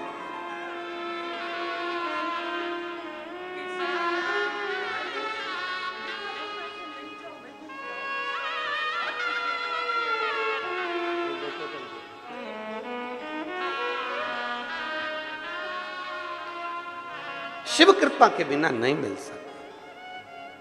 और तेरी कृपा बिना न हिले एक भी अणु, लेते हैं श्वास तेरी कृपा से तनु तनु। बखान क्या करूं मैं राखों के ढेर का, चपटी भभूत में खजाना कुबेर का। हे गंगाधार मुक्ति द्वार ओमकार तू, बोले ओमकार तू। आयो शरण तिहारी शंभु तार तार तू। एक विश्वास अपने भीतर प्रकट कर लो, एक भरोसा अपने भीतर प्रकट कर लो कि मुझे शिव के मंदिर में जाकर यह नियम बनाना है कि शंकर की यह अशोक सुंदर वाली जगह यहाँ इत्र लगाना है, या यहाँ बेलपत्र चढ़ाना है, या यहाँ फूल चढ़ाना है, या यहाँ मुझे जल चढ़ाना है, या मुझे झाड़ू लगाना है, या मुझे पोछा लगाना है, या मुझे शंकर के मंदिर में दीप लगाना है, या शंकर जी की चढ़ी हुई बेलपत्र धोकर शंकर जी को चढ़ाना है, शंकर जी की माला तैयार करना है, फूल से श्रृंगार करना है, या शंकर के मंदिर में अगर कहीं कचरा है तो उसको झाड़ू से झाड़ कर साफ करना है, दीवार भी है तो उसको भी साफ करना है। ये नियम या मुझे भगवान शंकर के मंदिर का ये नियम मैं ले रही हूं, ये नियम मैं ले रही हूं।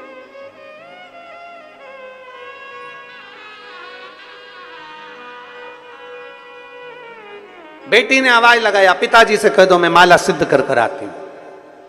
राजकुमारी ने आवाज लगा दी, कह दो पिताजी से मैं माला सिद्ध कर कर आती हूं। एक नियम पक्का होना चाहिए, मतलब मंदिर जाना है, जाना है। घर में 50 काम है, मैं आती हूं, अब भी आई 2 मिनट के अंदर गई, जल चढ़ाया, मत रुको मंदिर में। कौन कहता है मंदिर में रुको? मंदिर में रुकने का बोलता कौन है? हम तो कभी नहीं कहते कि मंदिर में बहुत घंटों तक बैठो। काय को बैठो?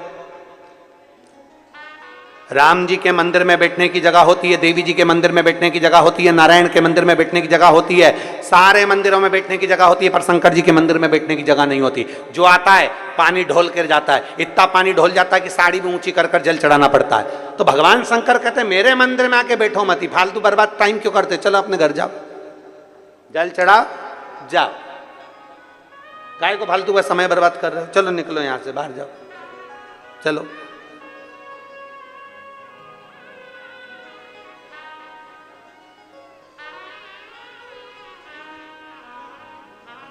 शिव के आश्रित हो, शंकर के आश्रित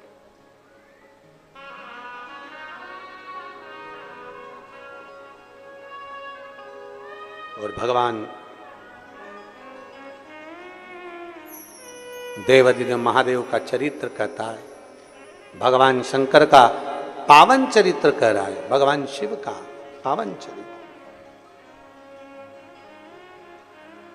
हे उमापति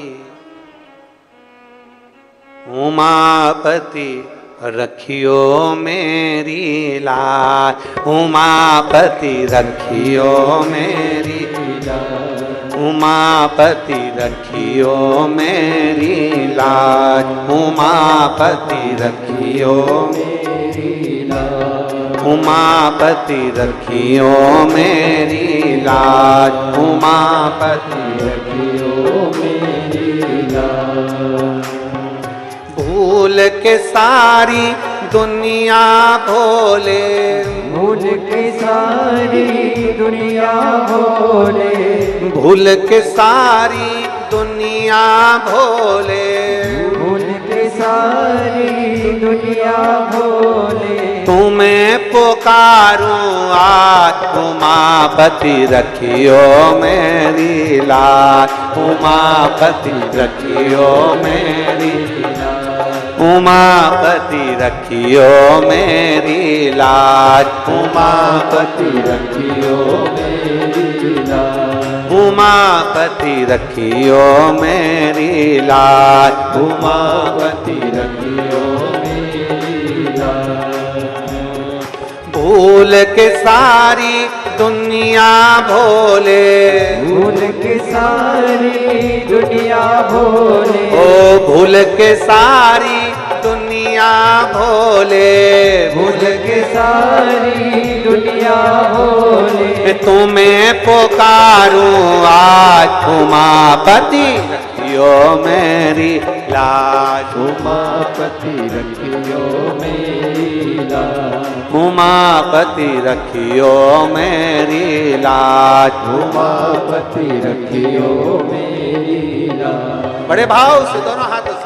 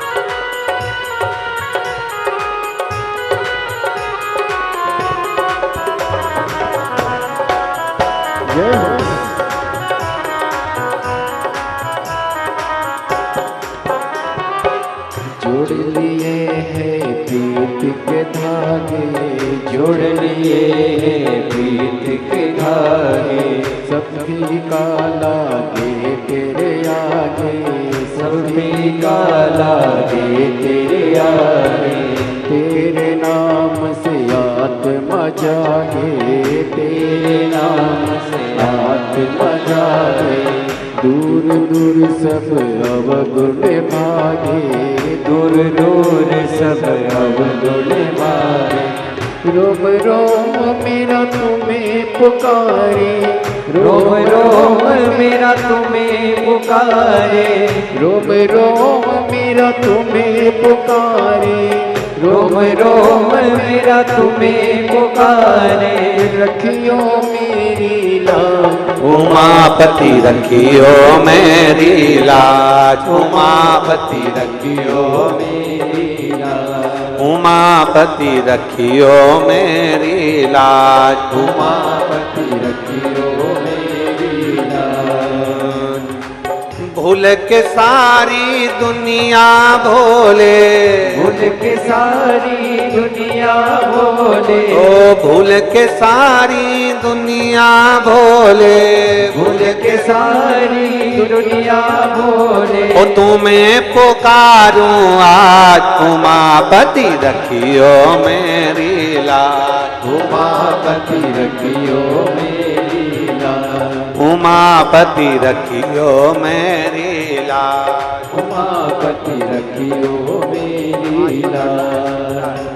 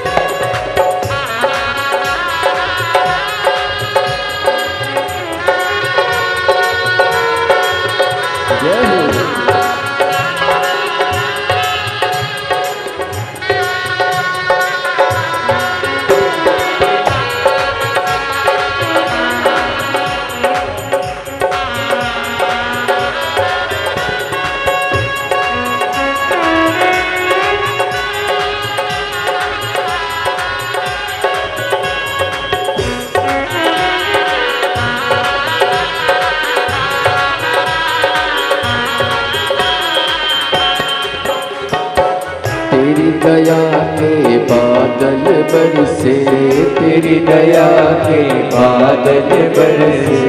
व्याकुल मनवा काहे तरसे, व्याकुल मनवा काहे तरसे।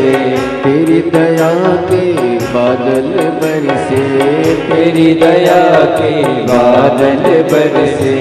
व्याकुल मनवा काहे तरसे, व्याकुल मनवा काहे तरसे। टाल विपदा मेरे सर से, टाल विपदा मेरे सर से। सुख पाएंगे तेरे दर से, सुख पाएंगे तेरे दर से। भाग्य विधाता अंतर्यामी, भाग्य विधाता अंतर्यामी, भाग्य विधाता अंतर्यामी, भाग्य विधाता अंतर्यामी।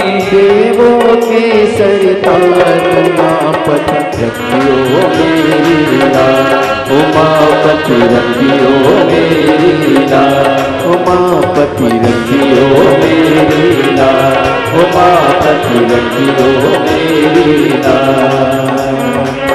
भूल के सारी दुनिया भोले, भूल के सारी दुनिया भोले, भूल के सारी दुनिया भोले, भूल के सारी दुनिया भोले। तुम्हें पुकारो आज उमापति रखियो मेरी लाज, उमापति रखियो मेरी लाज।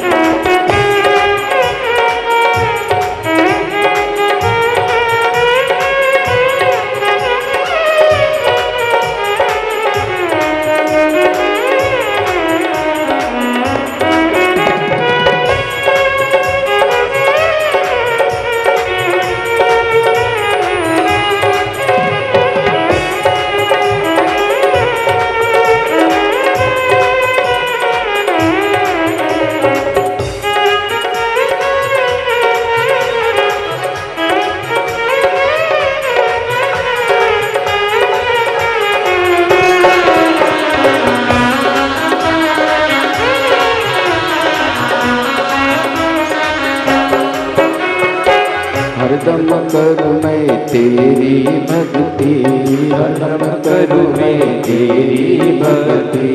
तेरे चरण में हो जाए मुक्ति, तेरे चरण में हो जाए मुक्ति। हरदम करूँ मैं तेरी भक्ति, हरदम करूँ मैं तेरी भक्ति। तेरे चरण में हो जाए मुक्ति, तेरे चरण में हो जाए मुक्ति। मुझे बता दो ऐसी युक्ति, मुझे बता दो ऐसी युक्ति। नाम जपन के मिले जो शक्ति, नाम जपन के मिले जो शक्ति।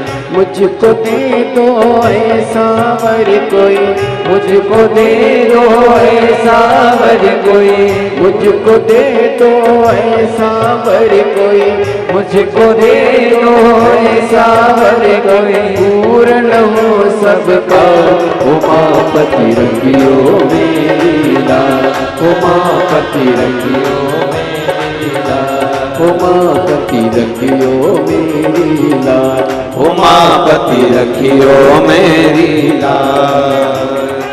भूल के सारी दुनिया भोले, भूल के सारी दुनिया भोले, भूल के सारी दुनिया भोले, भूल के सारी दुनिया भोले। ओ तुम्हें पुकारूं आज उमापति रखियो मेरी लाज, उमापति रखियो मेरी लाज, उमापति रखियो मेरी लाज, उमापति रखियो मेरी लाज, उमापति उमापति रखियो मेरी लाज, उमापति रखियो मेरी लाज, उमापति रखियो मेरी लाज, उमापति रखियो मेरी आरे महादेव है। अपने स्थान पर बैठकर भगवान शिव जी से अपने मन की बात बड़े भाव के साथ दिल से बाबा को निवेदन करेंगे, बाबा से प्रार्थना करेंगे। बाबा से अपने मन की बात बड़े भाव के साथ दिल से कहेंगे, बाबा से पुकारेंगे, बाबा को प्रार्थना करेंगे, बाबा से कहेंगे। भगवान देवादिदेव महादेव, भगवान देवादिदेव महादेव से अपने मन की बात बाबा से प्रार्थना करिए, बाबा से निवेदन करिए। जहाँ जगह मिले वहाँ आनंद करते हुए अपने अपने स्थान पर बैठकर भगवान शिव को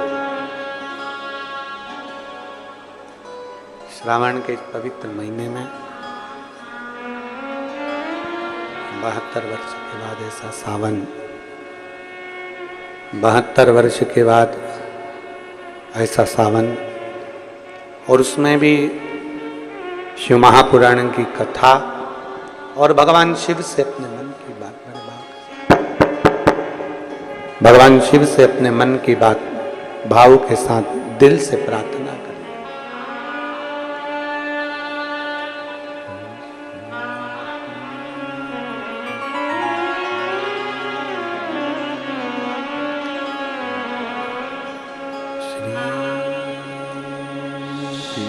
शिवाय नमस्तुभ्यं,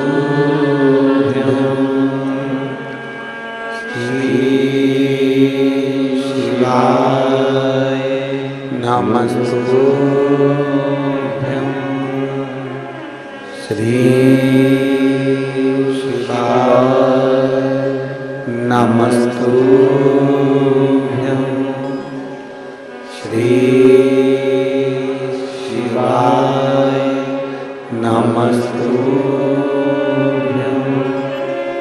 श्री शिवाय नमस्तुभ्यं।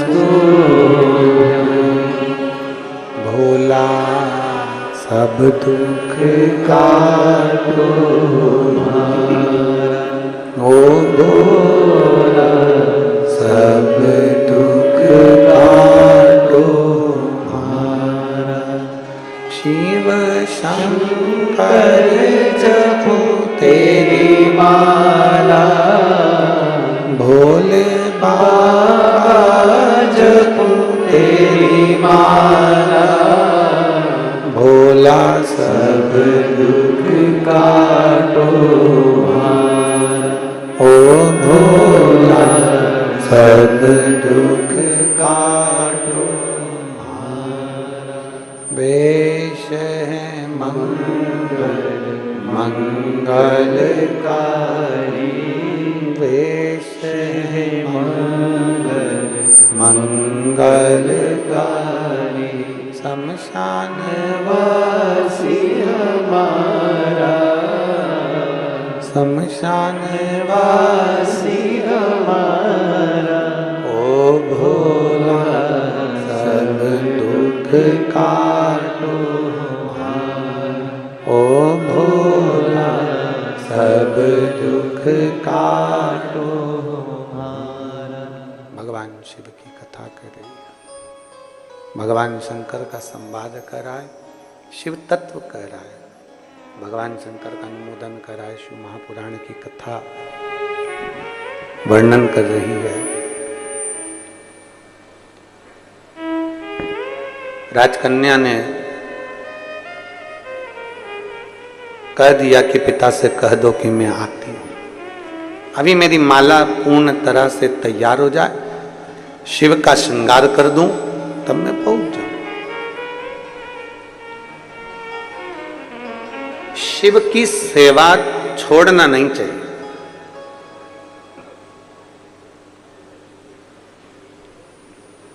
बन सके तो अच्छे से करो। किसी के कहने पर हमने भगवान शंकर की सेवा को छोड़ दिया, किसी के बोलने पर हम भगवान शंकर से दूर हो गए, ये श्रेष्ठता नहीं है।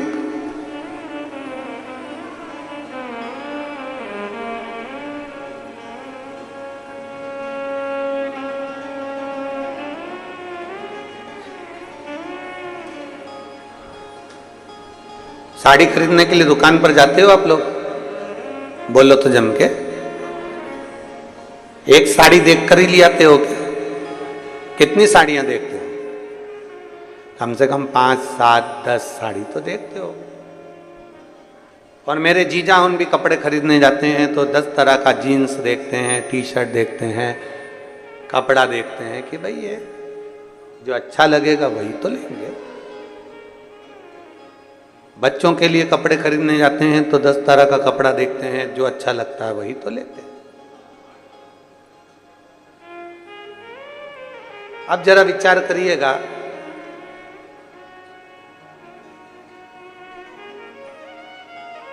दस तरह की साड़ी देखी तब एक साड़ी पसंद आई। बोलो बोलो जम के बोलो जरा, ठीक है। 10 सेल्फी ली, उस सेल्फी में से कोई एक सेल्फी अच्छी आई तो फेसबुक पे डाली। अरे बोलो तो जम के। अपन वो कपड़े वाली बात को छोड़, अपन तो सेल्फी पे आ जाओ। जो आज के दौर में चल रहा है वो अपन उस भाषा से उसको समझे। 10 फोटो खींचे, उसमें से कोई एक फोटो अच्छा आया तो अपन ने उसको फेसबुक पे डाला। और अच्छा फोटो आया तो अपन ने उसको फ्रेम में, अरे बोलो जम के, लगवाया, फ्रेम में जड़वाया। कितना जोरदार है, यहाँ लगा दो। 10 फोटो खींचे तो उसमें से एक फोटो हम फेसबुक पर डालते हैं, इंस्टाग्राम पर डालते हैं। एक फोटो हम फ्रेम में जड़ लेते हैं, अगर अच्छा है तो। 10 में से एक अच्छा निकला तो हमने उसको फ्रेम में जड़ा, फेसबुक पे डाला, आपको अच्छा लगा। 10 में से एक फोटो अच्छा लगा तो फ्रेम में जड़ा गया, फ्रेम में लगाया गया। उसी तरह 10 बार दिन भर में भगवान को पुकारते रहो। कोई सी पुकार अगर भोलेनाथ को अच्छी लग गई तो उसके भी दिल की फ्रेम में तुम जाकर बैठ जाओ। 10 बार पुकार। जब तुम फ्री हो जाओ, जब तुम्हारा मन लग जाए, जब तुम्हारा चित्त लग जाए, बैठ गए। श्री शिवाय नमस्तु, श्री शिवाय नमस्तु। क्यों? कई लोग प्रश्न करते हैं, गुरुजी आप कथा करते हो, कथा के बीच में श्री शिवाय नमस्तुभ्यम बुलवाते हो, ये बार बार कथा के बीच में क्यों बुलवाना? क्योंकि आप 10 बार पुकारोगे, आप 25 बार पुकारोगे, आपकी पुकार में से एक पुकार मेरे शंकर को प्रिय लग जाएगी, मेरे शंकर को पसंद आ जाएगी। और कौन सी पुकार तुम्हारी भगवान शंकर को प्रिय लग जाए? आपका कौन सा फोटो अच्छा आ जाए तो आप उसे फ्रेम में जड़ लेते हो, और भगवान शंकर को कौन सी पुकार अच्छी लग जाए तो भगवान शंकर अपने दिल में जड़ लेते हैं उस फोटो, उस पुकार। आप पुकारते रहो, आप उसको बुलाते रहो, आप उससे विनती करते रहो, आप उससे निवेदन करते रहो, आप उससे कहते रहो, वो आता है। जब फ्री मिल जाओ, जब समय मिल जाए, तब उसे पुकारो।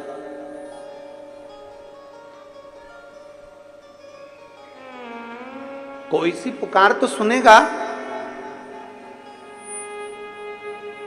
कोई पुकार तो उसको स्वीकार करना पड़ेगी। आप बार बार बुलाएंगे, बार बार बुलाएंगे तो कोई तो स्वीकार करेगा। आप उसको पुकारते रहो, वो आएगा। तेरे मंदिर में आना मेरा काम है और मेरी बिगड़ी बनाना तेरा काम। तेरी चौखट पर मैं आई ही गया, मुझे दर्शन दिखाना तेरा काम। आप पुकारते रहो। कोई एक नियम के अनुसार हम बार बार उसको पुकारे, बार बार आएगा। श्री शिवाय नमस्तु, श्री शिवाय नमस्तु, श्री शिवा नमस्तु श्री शिवा नमस्तु। पुकारते रहे। राजकन्या ने कह दिया पिताजी से जाकर कह दो कि मैं अभी भगवान शंकर की विरल भक्ति में लगी हूं। मेरा श्रृंगार पूरा होगा, मैं पहुंच जाऊंगी। मेरा भजन पूरा होगा और मैं पहुंच जाऊंगा। आप कह दो कुछ एक पुकार मेरा शंकर स्वीकार कर लेता। पुकारोगे बार बार तो सुनेगा।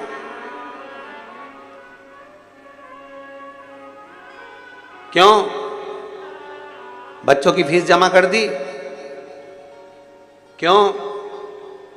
बच्चों की फीस जमा कर दी?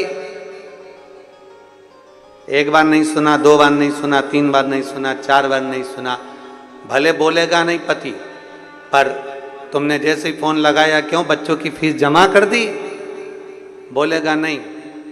तुरंत उसी समय पर किसी को फोन लगा देगा, अरे स्कूल चले जाना, बच्चे की फीस जमा कर देना। खुद नहीं गया, किसी को भेज दिया और बच्चे की फीस जमा करवा दी। खुद नहीं गया। मेरा महादेव भी ऐसा ही है। जब देख लेता है कि पुकार रहे हैं तो मेरा महादेव भले ना आए, पर यह पक्का है कि फीस तो जमा करवा ही देता है। भले ना आए, पर वो पहुंचकर कुछ ना कुछ ऐसी कृपा कर ही देता।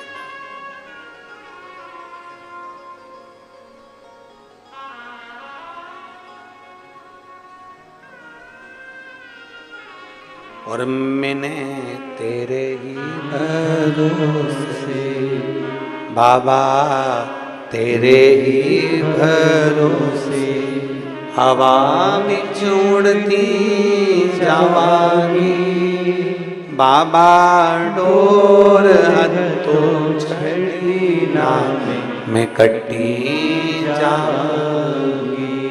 भोले मैं तेरी शंभू में तेरी। पिताजी से कह दो मैं आती हूं। बेटी राजकन्या ने भगवान शंकर का श्रृंगार करा। राजपुरोहित पत्रिका देखकर समझ गई कि इसका भाग्य प्रबल है, एक बार लड़की को देख लूं वो कैसी है, उससे मिल लूं। राजपुरोहित ने इंतजार किया।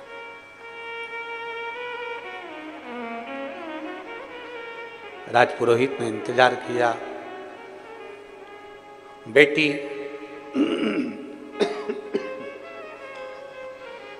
अपनी सहेली के साथ में दौड़ कर आई। श्रृंगार करने के बाद जब बेटी दौड़ कर आई अपनी सहेली के साथ में, दौड़ कर आई,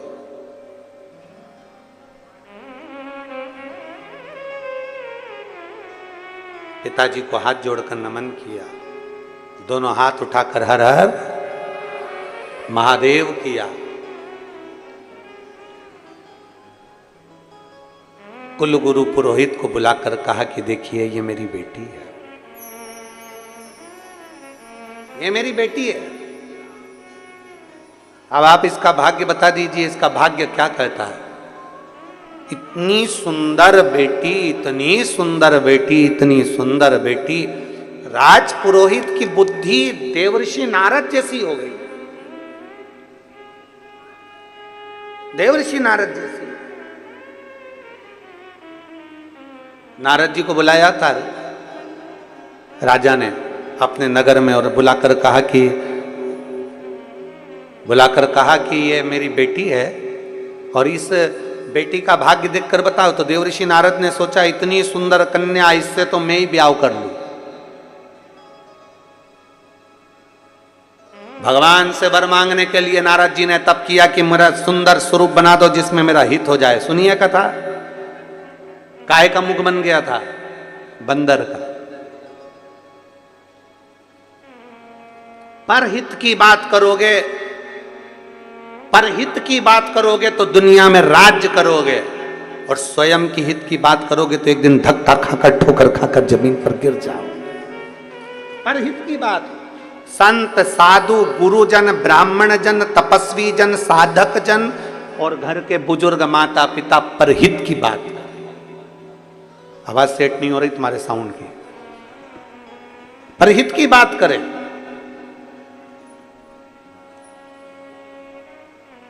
माता पिता गुरु शिक्षक सदगुरु परहित की बात,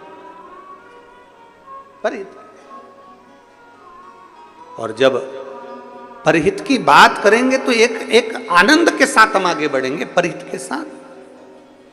कितना सुंदर हमारा भारत भूमि का एक स्वभाव है, कितनी सुंदर बात है। सर्वे भवन्तु, जम के बोलो जरा, जम के, सर्वे भवन्तु सुखिना, सब सुखी रहे। धर्म की, आवाज थोड़ी धीमी आ रही है, जरा जम के बोलो, धर्म की, अधर्म का, प्राणियों में विश्व का कल्याण हो। यह हमारा सनातन धर्म कहता है कि विश्व का कल्याण हो। यहां सनातन धर्मी कहते हैं कि विश्व का कल्याण हो, बाकी के लोग कह सकते हैं कि हमारा कल्याण हो, और सनातन धर्म कहता है कि विश्व का कल्याण। यहां संपूर्ण जगत के हित की बात कही गई, संपूर्ण विश्व के कल्याण की बात कही। आज ये जजमान परिवारों ने यहाँ बैठे हुए हैं, सीताराम गौरी शंकर खंडेलवाल राजनांदगांव से, चंद्रशेखर पिल्ले जी, श्री अनिल शुक्ला जी, परमेश्वर सिन्हा जी, ये सब बैठे हैं। कथा के मुख्य यजमान का पद ग्रहण कर कर बैठे हैं। किस लिए बैठे हैं? कि हमारे राजनांदगांव की कथाएं छत्तीसगढ़ की पवित्र भूमि पर भले ऑनलाइन कथा चल रही हो, पूरा विश्व इस कथा को देख रहा है, पूरा विश्व सुन रहा है।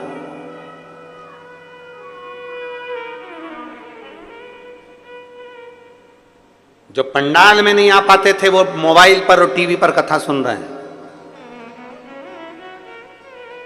अपने क्षेत्र की कथा, अपने छत्तीसगढ़ की कथा एक आनंद सुख के साथ हो, लोग श्रवण करें।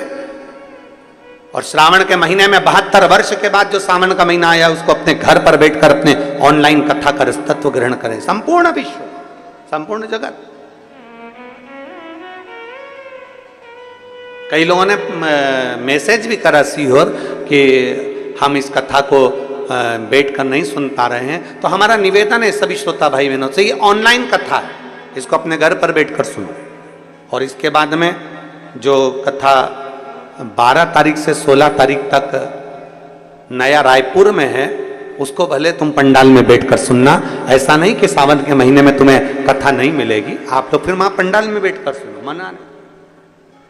नया रायपुर में जो कथा है 12 से 16 तारीख तक, 16 अगस्त तक, श्रावण के महीने की आखिरी की कथा रहेगी, 5 दिन की। जैसे ये 5 दिवसीय, वैसे वो 5 दिवसीय, 5 दिवसीय कथा वो वहाँ रहेगी, 5 दिवसीय कथा।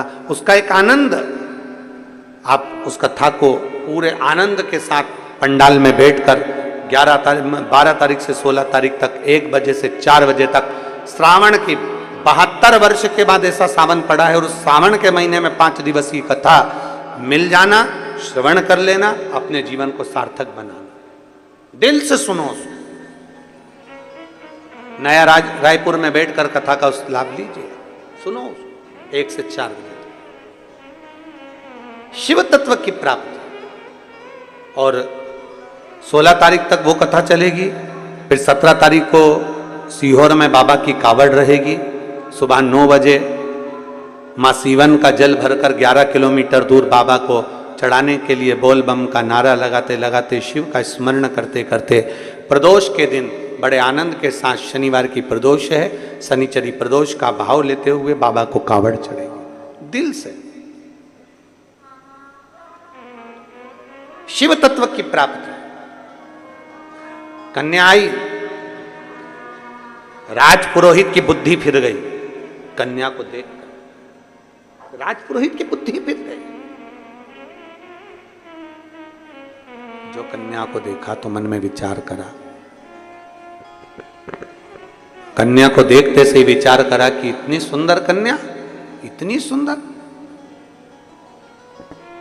मन में आया कि इसका भाग्य इतना प्रबल है, इसका योग इतना प्रबल है, और अगर ये कन्या मेरे से शादी कर ले तो कितना अच्छा हो जाए। अब तू राजपुरोहित है, तू उस राज्य का गुरु है,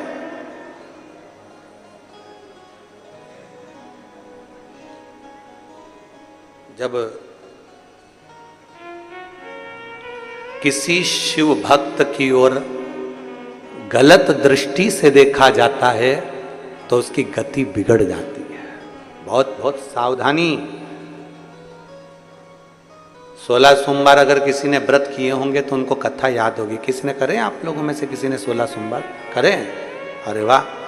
16 सोमवार की कथा आती है कि रानी ने पूजन का सामान खुद को जाना था, तो रानी पूजन का सामान किसके हाथ से भेज देती है? एक सेविका के हाथ से, एक नौकरानी के हाथ से, एक दासी के हाथ भेज देती।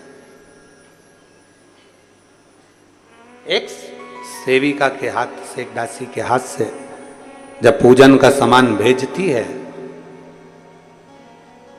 तब वो रानी दर दर धक्के खाती है, दर दर भटकती है।